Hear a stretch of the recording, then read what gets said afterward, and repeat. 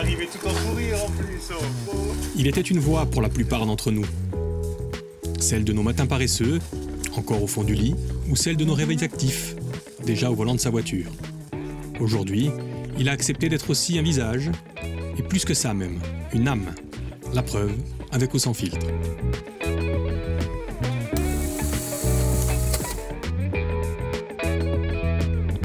Allez, c'est par là que ça se passe, Jean-Michel. Bienvenue dans votre vie.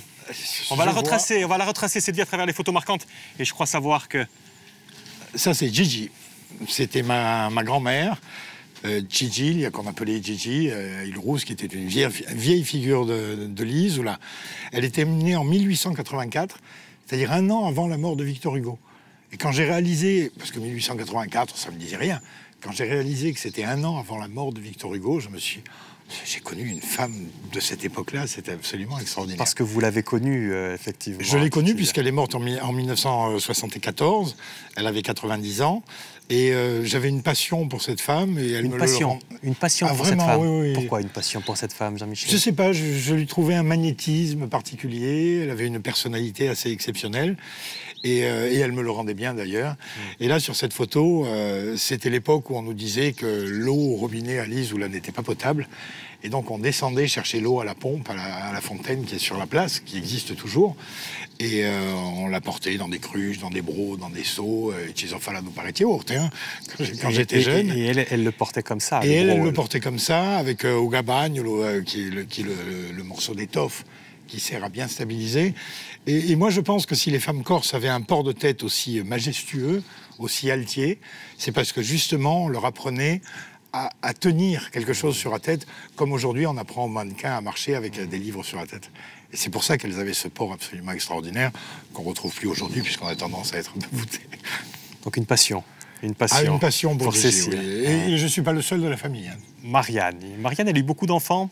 Elle a eu 4 enfants. Ouais. Ma mère était la plus jeune, ce qui explique qu'elle a été choyée par ses 3 frères, qui étaient plus âgés qu'elle. Je crois qu'il y avait 18 ans entre l'aînée et elle, donc ça fait quand même beaucoup. Et on la retrouve là, elle, et justement, on la retrouve là. Anna Mariani. Alors, qui est une photo qui est plus tragique, en fait, puisque c'était en 1939. C'était l'année où elle venait de perdre son père. Elle avait donc 16 ans. Et donc, elle avait ce costume noir que portaient les femmes qui étaient en deuil. C'était une femme d'une grande sensibilité qui avait un énorme esprit de famille. Elle était extrêmement dévouée pour moi, qui était fils unique, mais également pour le reste de la famille. Et une femme forte aussi. Elle avait son caractère, effectivement. Ouais. Elle n'aimait pas qu'on l'embête. Et de la fragilité aussi. Comme toutes les femmes fortes. Et Anna, on va la retrouver là aussi. Alors très jolie photo, là. Ça, c'était en 1944. Ma mère a été scolarisée à ce qu'on appelait le pensionnat de jeunes filles à Lise. Et à la fin de la guerre, elle a enseigné, pendant une année scolaire, elle a enseigné la grammaire et le calcul. À tous ces enfants-là. Aux enfants. Et il y a ma marraine aussi, quelque part sur la photo, qui s'appelle Cécile aussi, mais je ne sais plus exactement où elle est. Et ma mère n'a jamais compris qu'elle avait travaillé. C'était sa passion.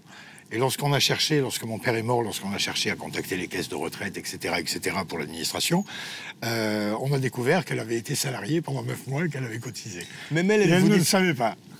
Ah, donc effectivement, c'était vraiment, comme vous dites, une passion. Presque une vocation d'ailleurs, on peut dire, ou pas, l'enseignement? Non, c'était une passion pour les enfants. Ouais. Elle a toujours adoré les enfants. Donc elle aurait pu être institutrice? Elle aurait pu. Sauf qu'elle a rencontré mon père et qu'elle l'a épousé. Il est là. Bernard. Anna Marianne, il rencontre Bernard Fradicelli. Alors, il y a 2 photos d'eux, hein. Je les ai mis sur 2 clichés. Absolument. Parce qu'ils n'ont pas arrêté de bouger. Ils ont énormément bougé. Ils se sont rencontrés où déjà? Alors, ils se sont rencontrés à Lise, mais ils étaient adolescents. Et lorsque mon père est parti à la guerre, ma mère a commencé à correspondre un petit peu avec lui. Et petit à petit est née une histoire d'amour qui ne s'est jamais arrêtée. Et c'était extraordinaire parce qu'ils se sont aimés. Je me souviens, ils avaient peut-être 6 mois avant que mon père ne meure. Ma mère qui regarde mon père, qui lui prend la main, qui lui dit « Tu m'aimes toujours ?» C'est fort. C'était poignant, c'était extraordinaire. La vie va les conduire au partout. Au Maroc. Au Maroc, oui. Mon père part en Indochine. C'est-à-dire, il se marie en 1946. Mon père part en Indochine, revient, et ensuite il va au Maroc pour ce qu'ils appelaient les opérations de police après l'indépendance du Maroc. Et c'est là-bas que je nais en 1958. Et puis après, ils vont retourner sur Marseille. Donc, grosse bêtise de leur part. Et là, ils sont où alors? Là, ils sont sur la Canebière à Marseille. Voilà, Marseille ensuite. Et avant ça, il n'y a pas eu un épisode de Madagascar aussi? Alors, Madagascar, ça a été de 1966 à 1968. Et là, j'étais né, donc je suis parti avec eux. Ils m'ont emmené dans leur bagage, fort heureusement d'ailleurs. Et j'ai des souvenirs, malheureusement, je n'ai pas retrouvé des photos, mais j'ai des souvenirs absolument extraordinaires de cette époque de Madagascar. Alors justement, moi j'ai des photos de vous là. Et je ne sais pas trop où vous situez dans toute cette histoire, justement. Alors ça c'est l'Isoula. Ah! Ça, vraiment, c'est l'Isoula. Ça, c'est devant chez ma grand-mère. Je remarque l'élégance avec laquelle je portais les vêtements pour enfants de l'époque. C'est quand même extraordinaire. Et ça aussi, c'était avant de partir avec Madagascar, mais c'était toujours chez ma grand-mère. Parce que vous n'avez aucun souvenir du Maroc? Je n'ai aucun souvenir du Maroc, puisque j'en suis parti à 2 ans. À 2 ans. Madagascar, vous en avez quelques-uns ou pas? J'en ai davantage, oui. Ouais. J'ai de très beaux souvenirs de Madagascar, qui est une île extraordinaire, malheureusement très pauvre. Et alors, je me suis dit, tiens, un jour, je vais y retourner. Et tous les gens qui y sont retournés m'ont dit, n'y va pas, garde tes souvenirs. Par contre, il y a un endroit où vous voulez absolument retourner quand vous grandissez, c'est à Île-Rousse. Ah oui, ça c'est un vieux rêve d'enfant. Et on va en parler, pas ici, mais dans une autre pièce. Où vous voulez. Allez, venez avec moi.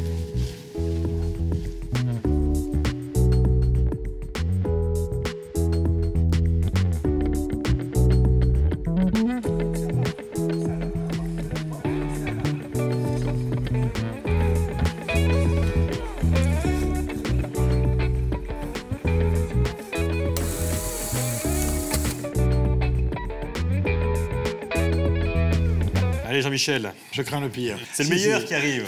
Avec vous, je m'attends à tout. Mais non, regardez. Ah oui, effectivement. Alors, on va commencer par la droite. C'était le magasin de ma tante Rosette, qui était la femme de Joseph, le frère de ma mère, et ma grand-mère qui est assise, Gigi. Et j'ai des souvenirs extraordinaires avec ma tante, puisque avec elle, j'ai appris à me lever très tôt, étant donné qu'on faisait le marché l'été à l'Île-Rousse.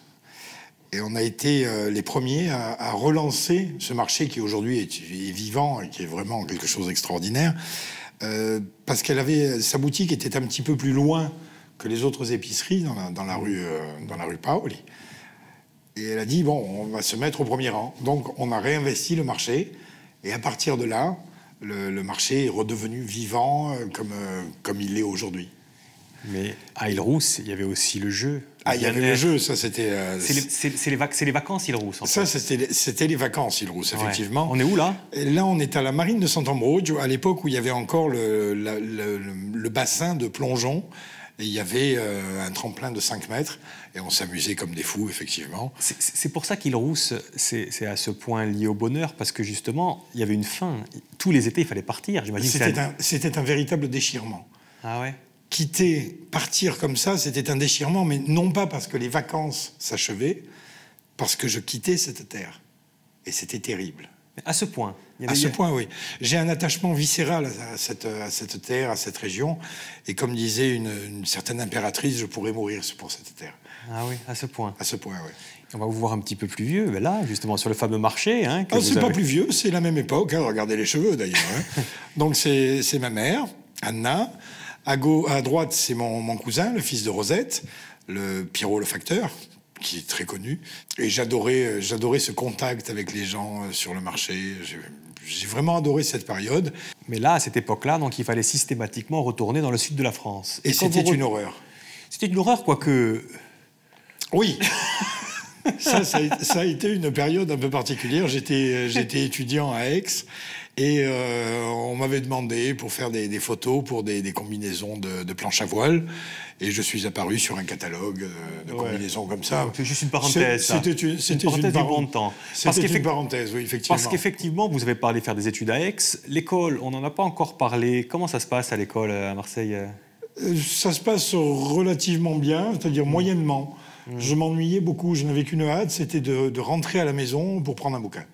Ah oui, un bouquin. Oui. Vous vous plongez dans les livres. Oui, exactement. Vous vous plongez dans les livres et peut-être aussi un petit peu, dites-moi si je me trompe, là-dedans, Jean-Michel. Ah oui. Ah, la France est un beau pays, n'est-ce pas? Bonjour, monsieur Léon. Comment s'est passé le mariage auquel vous avez assisté hier après-midi? Oh, émouvant, Jean-Pierre. Le marié avait 85 ans et la mariée 22. C'est beau tout de même, l'amour. Et alors? À la sortie de l'église, Jean-Pierre, au lieu de jeter du riz, les invités ont jeté du Vitas Corbol. Vous écoutiez ça? Oui, j'écoutais ça. Et je me souviens très bien, j'avais 11 ou 12 ans. Et j'avais entendu, j'étais couché, j'avais la grippe ou un truc comme ça, ou de la fièvre, ou une phlémingite aiguë. Ça peut arriver aussi. Et j'écoutais Jean-Pierre et Léon. Et ils avaient lancé un appel à candidature pour être animateur radio à RMC. Bon, moi, j'étais jeune. Et je me disais, ça doit être sympa comme métier, comme ça. Puis après, ça m'est sorti complètement de la tête. Oui. Mais ce souvenir m'est resté. Et vous vouliez faire quoi? C'était quoi vos rêves d'enfance? Vous vouliez faire quoi comme métier? Oh, mes rêves d'enfance, je voulais être pilote, je voulais être plein de choses, comme beaucoup d'enfants. Hein, oui, mais sauf que vous obtenez le bac, l'armée... Oui. L'armée, et puis... Et puis on est en 1981 et on vous retrouve là, ici. Exactement. Alors, ce qui s'est passé, c'est que il y a un voisin de mes parents qui connaissait quelqu'un qui montait une radio libre, puisque c'était la génération des radios Mitterrand qui avait libéré les ondes en 81, et qui cherchait un jeune corse qui parlait plus ou moins le corse pour faire une émission corse, parce qu'il y avait beaucoup de Corses à Marseille, évidemment. Et il vient me voir, je dis, bon, écoute, il n'y a aucun problème. Je viens, je me lance là-dedans, et puis ça me plaît. Et pendant 2 ans, je travaille dans cette radio qui s'appelait Radio Méditerranée, qui était une radio associative. Mais vous êtes engagé effectivement pour la diaspora corse. Et pour parler à la diaspora corse, à l'époque, il fallait parler le corse. Sauf que, dans la famille, on ne parle pas corse. Alors, on ne parle pas corse avec moi. La différence est là. C'est-à-dire que c'était une époque où on ne parlait pas corse à ses enfants. Ma mère, avec sa mère, avec ses frères, avec ma tante Rosette, ils parlaient corse. Mais pas avec moi. Donc le corse, il a fallu que je l'apprenne tout seul. Et dites-moi si je me trompe, mais ma grand-mère ne parlait pas français. Et le déclic, justement, il est là peut-être pour apprendre à parler le corse. C'est possible. Gigi, qu'on retrouve dans le magasin de ma tante. C'est quand elle meurt, en fait. Hein, et je pense que ça a été un gros déclic, oui, effectivement. Parce qu'elle ne parlait pas français. Elle disait bonjour, elle disait merci, et puis ça s'arrêtait là. Et donc je le comprenais parce qu'elle me le parlait, parce qu'elle ne pouvait pas s'exprimer autrement. Et le déclic, je pense que sa disparition a fait que j'ai eu envie de m'investir, d'aller plus loin. Et comment vous l'apprenez, le corse? Comment on apprend le corse seul? J'ai commencé à apprendre le corse en lisant les textes des chansons, tout simplement. À l'époque du Réacuiste. Ah oui? Et petit à petit, on parlait entre nous, entre amis, et c'est parti comme ça. Et le virus de la radio vous a tout de suite infecté, parce qu'effectivement, en 1983, vous changez de radio, mais toujours à Marseille. Hein? Toujours à Marseille. Alors, ce qui s'est passé en 1983, c'est que RTL et le Provençal ont acheté une fréquence, puisqu'à l'époque, les fréquences se vendaient. Et RTL voulait tester le bande FM avant de créer RTL2. Donc, il lance un appel à candidature, je postule, et je suis recruté. Il y avait 160 candidatures, ils avaient besoin de 4 personnes, j'ai été recruté. Et puis là, il y en a un des deux qui lâche l'autre. Donc ils vendent la fréquence à Énergie. Et la radio, forcément, s'arrête. Et Énergie propose aux 4 animateurs qui étaient là de monter travailler à Paris. Et moi, je dis non, je suis désolé, j'aime pas ce que vous faites et j'aime pas Paris. Donc heureusement qu'il y a la cavalerie qui arrive là, et c'est pas Michel Donignaz qui vous donne un petit tuyau. Je téléphone à Michel Donignaz et je lui dis, Michel, écoute, il y a un problème, j'ai envie de rentrer en Corse. Le seul problème, c'est que maintenant, je ne sais plus faire qu'une chose, c'est de la radio. Est-ce que tu connais une radio qui recrute? Elle me dit, oui, il y a Studio 20 qui recrute à Ajaccio. Et vous vous retrouvez ici? Et je me retrouve à Studio 20, effectivement, et je travaille jusqu'en juin 87. Avant de dire comment ça se termine, là, il y a le retour en Corse quand même, Jean-Michel. Là, pour le coup, dans quel état d'esprit vous êtes quand enfin la Méditerranée, elle est franchie pour de bon? Parce que là, il faut tout laisser à Marseille. Je suis fou de joie. Ah oui? Je suis fou de joie, oui. Rentrer enfin sur la terre de mes ancêtres. Fou de joie. C'était un rêve d'enfance. Même à Ajaccio? N'importe où. Même à Ajaccio. Et là, donc, ça se passe bien, la radio, Vous là. allez avoir des problèmes avec les Ajacciens. Ça se passe bien, là. Ça se passe très très bien. Et bon, ça suit son cours. Et en juin de l'année 1900, enfin ça a commencé au mois de mai, petit problème financier parce que la vie était dure pour les radios associatives. Et la radio met la clé sous la porte.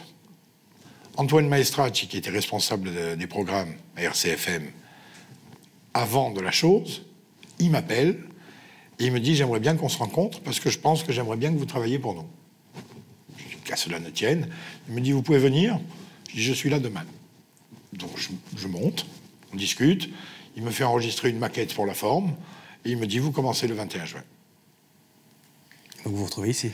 Et je me retrouve ici, Pedro Mari, Pedro Vondacci, Patricia Boy, c'est extraordinaire. Ça, c'est des grandes photos. Ça. De suite, vous êtes adopté par l'équipe et de suite, vous êtes dans votre bain. De suite, je suis dans le bain, oui, effectivement. Ouais. Qu'est-ce qu'on vous propose comme émission? Alors, j'ai commencé en été 87 par faire le début d'après-midi. Et après, ils m'ont mis tout de suite dans les matinales. Dès le mois de septembre. Et puis là, on voit Pedro Mari sur la photo. Pedro Mari, on lui avait proposé déjà à l'époque, alors je ne sais plus quel directeur de la chaîne, de faire une espèce de forum. Je ne sais pas si ça s'appelait déjà le forum. Il avait tenté, mais ça n'avait pas franchement marché. Ça n'avait pas marché du tout. Non. Effectivement. Horaire inadapté, ou je ne sais pas. Je ne sais pas pourquoi ça n'avait pas marché. Et ça c'était... ça avait duré 2 mois, je crois. Alors que vous, Michel Kodachon, il veut retenter l'aventure. Il veut retenter l'aventure. Ouais. Il m'appelle, il me dit, voilà, j'ai envie de faire un forum. On est à peu près en quelle année? C'est ma fille qui a pris la photo. elle était jeune. Hein, à l'époque, vous ressemblez à ça. On est en 1995. C'est-à-dire, à l'époque, vous ressemblez à ça. Non, parce que j'ai mis volontairement une photo où vous êtes torse nu, parce que ce qui est intéressant dans votre parcours, c'est que là, tout va de soi, et on n'a pas l'impression que... Alors, on n'a pas l'impression que vous allez à la plage quand vous allez à la radio, mais pas vraiment une impression de travailler. En fait, tout a l'air facile, non, pour vous? Je n'ai jamais eu... En me levant le matin, et pourtant, c'est pas toujours facile de se lever tous les matins à 4 heures, sa vie, je n'ai jamais eu l'impression de me lever pour aller travailler. Et ça, c'est un bonheur indescriptible. Donc, nous sommes en 1995, et Kodachon, il vient vous voir et vous dit, on retente l'expérience? C'est comme ça que ça se passe? Grosso modo, oui. Il me dit, je cherche quelqu'un. Il me dit, j'ai pensé à toi. J'ai accepté tout de suite. Quelles sont les directives? Les directives, c'est de faire en sorte que les gens puissent s'exprimer sans aller au-delà d'une correction normale. Il n'y a rien de plus. On vous dit, prends l'antenne et en fait, c'est à toi de jouer, quoi, mon coco. Voilà, exactement. Ouais. Exactement. Et il va y avoir le premier appel. On va quand même vite fait parler du premier appel et puis après on ira voir. Le premier appel était un peu bidonné, je le reconnais. Parce que le tout premier appel, c'était mon père qui avait appelé. Et pourquoi? C'est vous qui lui avez dit, papa appelle? Non, non, pas du tout. C'est lui qui a appelé. Et il était très contrarié par la SNCM.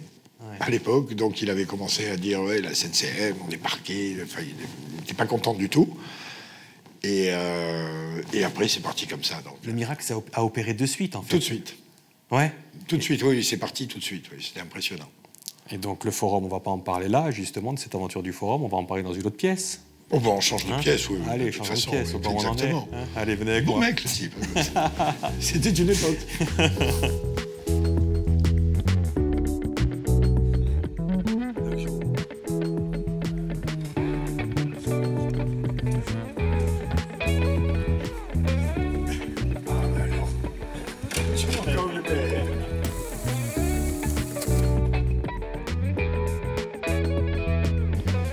Allez, Jean-Michel, dernière pièce. La pièce...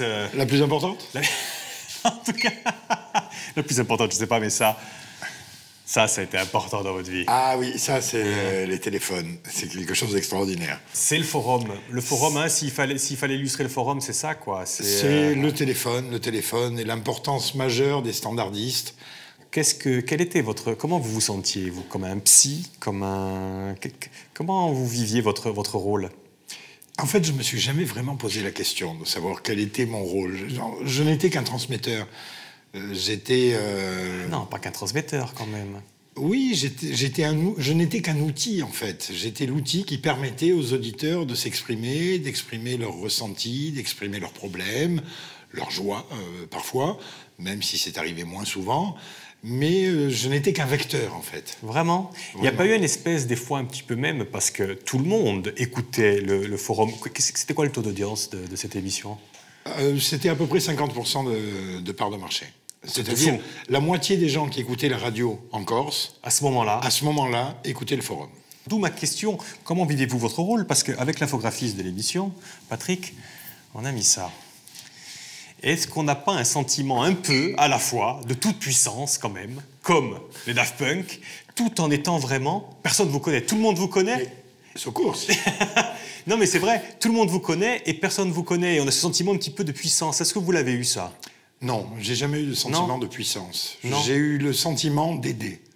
D'aider beaucoup les auditeurs, d'aider les gens, d'aider les Corses. Et comme les Daft Punk aussi, finalement, vous aviez ce sentiment aussi d'être important sans finalement être reconnu aussi. Sans être reconnu, parce que je suis toujours resté assez discret sur ma vie privée. Alors effectivement, je peux me promener n'importe où en Corse sans rencontrer personne qui me connaisse. Sauf évidemment à Lise, là où les gens m'ont vu grandir. Mais autrement, je peux me promener partout sans que... Je peux descendre le boulevard Paoli à Bastia, le cours Napoléon à Ajaccio, aller n'importe où. On ne me reconnaîtra pas. Et ça vous convient. Et il y avait un maître mot dans cette émission, dites-moi si je me trompe, à l'époque où vous la présentiez, c'était peut-être le mot désamorcer. J'en veux la preuve. Vous pouvez nous appeler pour réserver votre place pour le forum. Le numéro ne change pas, 04 95 32 22 22. RCFL Carole, bonjour. Tout percevoir en octobre prochain. D'ici là, de l'eau va couler sous les ponts. Ça n'a pas de sens dans une région les plus extrêmes d'avoir des golfs et surtout des piscines privées. On marche sur la tête. Comment vous avez fait pour... Alors ça, il faut reconnaître que c'est un montage entre le son et l'image, parce que lorsque les gens parlaient comme ça, je ne lisais pas le journal. Ça, c'est un clip qui avait été réalisé par le remarquable Jean-Charles Marcy, qui fait des choses extraordinaires. Il fait des photos vous étiez tout magnifiques. Attentif. Et j'étais très attentif. Mais comment vous faisiez pour garder votre calme en toutes circonstances, Jean-Michel? Aussi, ça fait partie de votre personnalité, parce que là, je ne vous connais pas beaucoup. Moi, je vois que vous êtes quelqu'un qui bouge beaucoup, c'est impatient même. Parfois, c'est vrai que parfois, j'avais envie d'aller un petit peu plus loin, mais je respectais mon rôle, parce que je ne suis qu'un vecteur. Je n'étais qu'un vecteur. Je ne prenais pas parti. Les gens me téléphonaient lorsqu'un problème était résolu pour me remercier. Je dis, mais c'est pas moi qu'il faut remercier, c'est la personne qui a résolu le problème. Je n'étais qu'un vecteur. Et vous avez été un vecteur pendant 27 ans. 27 ans. 27 ans. 27 ans. Et au bout de 27 ans arrive la dernière émission. Je voudrais remercier aussi tous les auditeurs, leur dire toute la fierté que j'ai eue à les accompagner, à être invité chez eux, parce que c'est vous qui nous invitez chaque fois. Le nombre de petits-déj que vous avez pris le matin. C'est impressionnant, le nombre de personnes que j'ai accompagnées sous la douche. Bravo. Merci à vous, je suis fier et heureux d'avoir pu faire à ma modeste échelle quelque chose pour la Corse, pour cette île, pour ses habitants, pour son peuple. Merci. Et pour la dernière fois, je le dis, vous écoutez RCFM, il est 9 ans. Non, je dis pas. Très mollo dans la voix. J'étais très, très ému. Très mollo dans la voix. Et il y a eu des moments d'émotion comme ça. Marie Bronzini en pleurs à l'antenne, qui me dit au revoir. Ma petite fille qui appelle pour me dire bonne arridirade. Je ne m'attendais pas du tout à ça. Petite fille Anna-Marie, c'était extraordinaire. Et vous dites modestement, j'espère avoir contribué à quelque chose pour la Corse. Vous pensez avoir contribué à quoi? À libérer l'expression. À libérer l'expression, oui. Oui. C'est vrai que lorsqu'on a créé le forum au départ, les gens ont dit non mais en Corse on ne parle pas, les gens ils s'exprimeront jamais, ça ne marchera pas. Comme quoi. Et ceux qui critiquent le forum, qui disent que justement c'est un petit peu du bas niveau, vous leur répondiez quoi? Et vous leur répondez quoi encore aujourd'hui? Il y a un élu que je ne citerai pas, qui un jour m'a dit oui mais le forum c'est un petit peu la hauteur du caniveau. Et je lui ai répondu, ne critiquez pas le caniveau, c'est souvent là que vous allez chercher vos électeurs. Au bout de 27 ans, ça s'arrête, donc. Et il y a une autre vie. La vie commence à 60... Vous êtes parti à la retraite à quel âge, d'ailleurs? 63. À 63 ans, la vie commence à 63 ans. Et elle se poursuit, même pour vous venez. Elle se poursuit où? Ici? Elle se poursuit à Lisoula, effectivement. Ça, c'est une vue de ma terrasse, c'est en été. Et j'adore me lever le matin très tôt, puisque le soleil se lève tôt en été. et regarder ça en prenant mon café et en lisant le journal. Vous vous levez toujours à l'aube encore aujourd'hui? On n'a pas perdu les bonnes ou mauvaises habitudes, je sais pas. 6 heures du matin, c'est déjà la grasse matinée pour moi, forcément. Vous continuez de vous lever tôt, ouais. Je continue de me lever tôt. Bon, j'arrive maintenant parfois à me réveiller un petit peu avant 7 heures. Mais c'est un petit peu délicat. Mais en revanche, l'été, j'adore me lever. Là, il y a la pointe de la Tchole, qui est le début du désert Zagriate, et ensuite le Cap Corse. Et je vois ça de chez moi. Elle n'est jamais partie, cette fascination pour Ida Jamais. Rose? Jamais. C'est un amour qui s'éteindra jamais. Qui ne s'éteindra jamais. C'est fusionnel, c'est charnel. Et un amour qu'on prend en photo, parce que... Ah, ça, c'est ma petite fille Anna-Marie, à côté de la petite sirène de Lise. Voilà. Et elle a eu 5 ans le 25 octobre. Et bon, elle est adorable. C'est un ressort monté sur une pile atomique, mais elle est adorable. Ça fait quelques années maintenant que je vous invite dans cette émission, que vous déclinez toujours poliment en disant « Non, j'ai pas envie de me montrer. Non, moi, ça me va. » Et subitement, vous m'avez dit oui, il y a peu de temps. Et vous avez dit oui, pourquoi, en fait, Jean-Michel? Pour lui laisser un souvenir. Hein, c'est pour ça? C'est pour transmettre? Uniquement, oui. Ouais. Tout simplement. Puis c'est pour le plaisir de passer un moment avec vous aussi. Non, mais parce que c'est important, la transmission. Et on va Tout à fait. On va aller sur le dernier écran, là. De dire les choses. Il y a des écrans partout, ici, on se croirait à la télé. Ah oui, ça, c'est mon père, lorsqu'il a reçu sa Légion d'honneur. Il était temps, avec le parcours qu'il avait eu. C'était la première fois que je le voyais pleurer, ça m'a tiré les larmes aussi. Et ça, c'est mon cousin Pierrot. Vous avez vu la première fois votre papa pleurer à 92 ans? À 92 ans, oui. Et il a eu enfin sa Légion d'honneur après, effectivement, le parcours qu'il a fait. Après le parcours exceptionnel qu'il a eu, et il a eu du mal à l'avoir. Parce que lui, sur la transmission, vous lui avez posé aussi des questions. Vous lui avez demandé s'il avait tué des gens pendant la guerre, oui, par exemple. Il ne m'a jamais répondu. Non? Jamais. Et pourtant, je suppose que oui, puisque le parcours qu'il a eu fait qu'automatiquement, il y a eu ce genre de choses. Mais il a toujours été d'une très grande discrétion.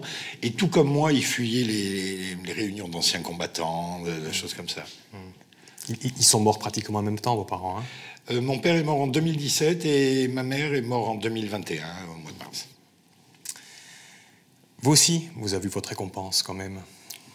Et on finira avec ça. Ah oui, oui. Effectivement, ça c'était en 2014. Un jour, c'est le prix Grosso Minute. Un jour, le téléphone sonne et c'était Domino Sammarcelli, qui fait partie du jury, et qui m'a dit, voilà, je t'appelle parce qu'on vient de te décerner le prix de l'humour corse. Je dis, comment ça, le prix de l'humour corse? Il dit, oui, pour l'ensemble de ta carrière. Je dis, bon, il dit, je t'affaire. D'habitude, c'est Mascone et qu'il avait, parce que c'était vraiment des humoristes, pour quelque chose de particulier, pour un spectacle. Il dit, non, là, c'est pour l'ensemble de ta carrière, donc on t'a décerné à l'unanimité le prix. C'est une belle récompense. C'est une récompense dont je suis extrêmement fier. Mais là, vous allez repartir à Île-Rousse, vous avez votre récompense, mais si vous vouliez qu'on se souvienne de vous pour une chose, ce serait quoi, Jean-Michel? Je ne suis pas très attaché au fait qu'on se souvienne de moi. En fait, toute ma vie, j'ai vendu du vent. La radio, c'est du vent. Il n'y a que les écrits qui vont rester. Peut-être que j'en ferai. On verra. C'est jamais. C'est vous qui savez. Allez, venez à côté de moi. Le dernier geste de l'émission, c'est un petit selfie. Voilà. Merci infiniment d'être venu déjà et de vous être confié. Ce fut un plaisir. À une prochaine, Jean-Michel. Et à très bientôt. Allez, merci en tout cas. Merci.